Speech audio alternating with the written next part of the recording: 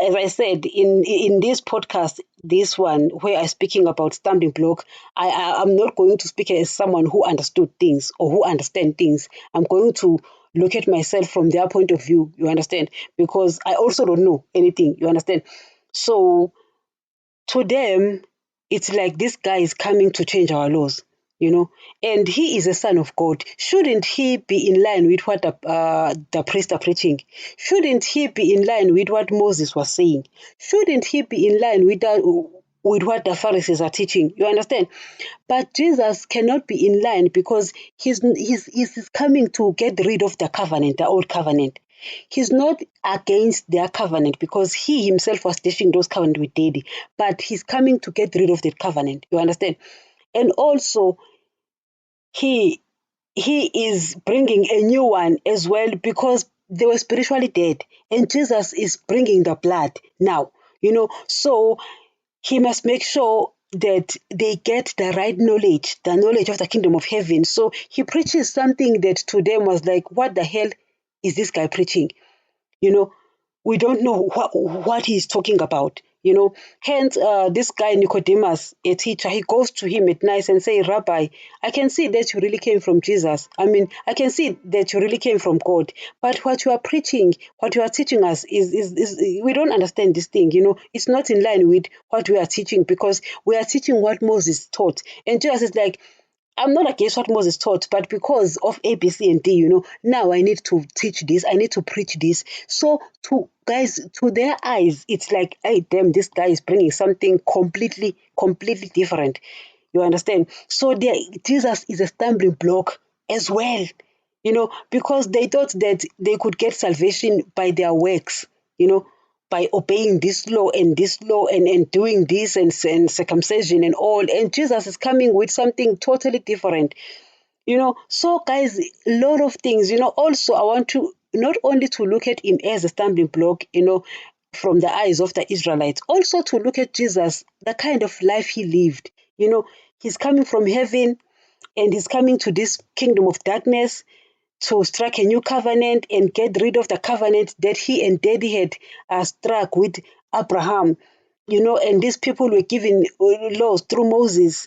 And it was him who was giving these laws with Daddy to these people. And now he must get rid of these laws, and he himself must walk those laws and pass them and bring a new covenant and preach this new covenant and bring this new blood. Hey, guys, Jesus really lived a hard life. I see it and I'm like, hey, that guy. Guys, sometimes my flesh is giving me problems, wanting to disobey as well. But I sit and I'm like, damn, this guy went through so much. I usually speak about the Gethsemane saga, the Gethsemane event.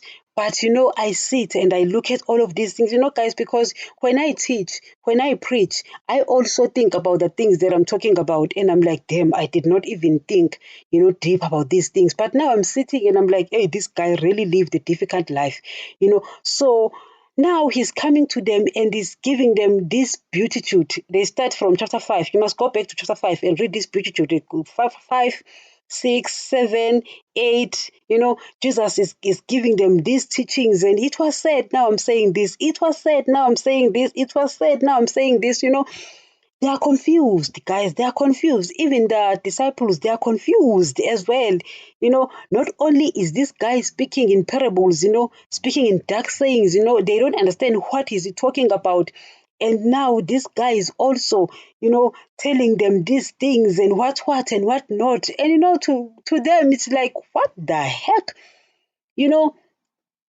So now he's telling them this message. He says, no one can serve two masters. Either you will hate the one and love the other, or you will be devoted to the one and despise the other. You cannot serve both God and money.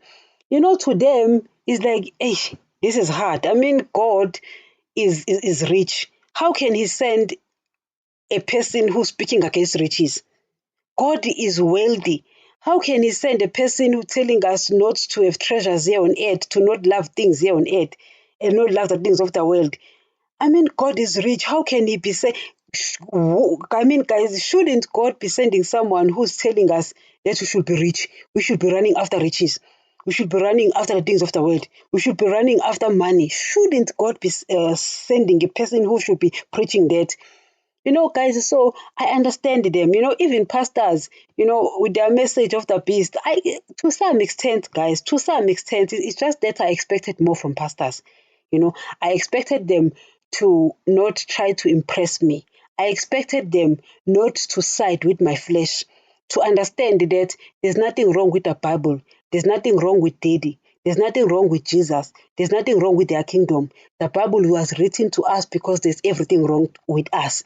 And for them to change the word just because we love money and the things of the world and the earthly blessings and try to impress us. You understand? But at the same time, I'm like, maybe to them, they were like, oh, well, Jesus is the Son of God. So obviously, he came down here to tell us that we are rich. He came here to tell us that we blessed with these things of the world. He came to tell us that, yes, money is yours. I mean, guys, if you sit down and think about this, you didn't know that Satan became the God of this age right there in the beginning.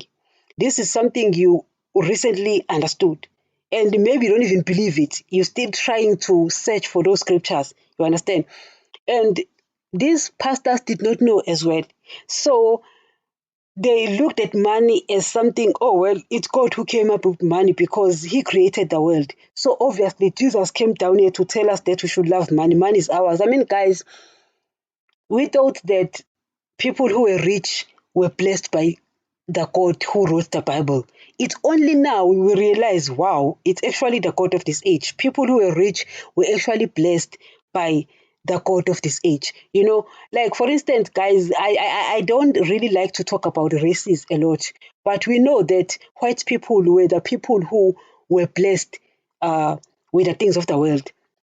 And they are the people who had money, who had riches. And we thought that God blessed them. And now finding this truth that it's actually Satan who blessed white people.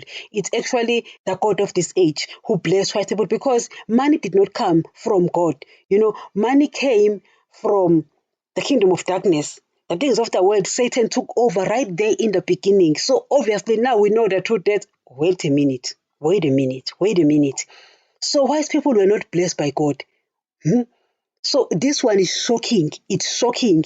We're now finding out. Guys, Jesus says, take my teachings. You will know the truth, and the truth will set you free. You will know the truth, and the truth will set you free. So now we know, you sit and you're like, well, I thought white people were blessed. No, they were not blessed. They took the message of the beast and ran with it. And pastors, I mean, other nations, you understand, you take Chinese, black people, Japanese, Indians, all these poor races, they looked at white people and thought they were it, and thought they were blessed by God. And so they took this message of riches, this message of earthly blessings, and said, these white people are blessed by God, and they did not realize that the beast at that time was only among those people or that race, So the beast was busy blessing white people, were busy blessing white people.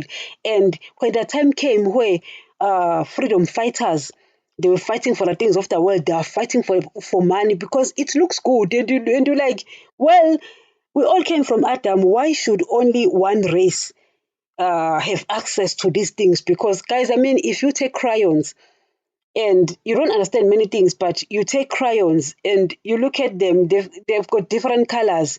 Why would a particular color only have and all the other colors don't have? It doesn't make sense, you understand? So I'm pretty sure the people who became freedom fighters, they also were like, God cannot bless only white people. God must also bless everyone else. You understand? You take Makandi, you take Mandela, you take all these nations president who fought for freedom, and you thought it was God who was behind. And now we're learning that it was actually the beast who was behind that, because God never blessed anyone with the things of the world. It was Satan who took over right there in the beginning. and blessed people, and people became rich. And now, these freedom fighters are fighting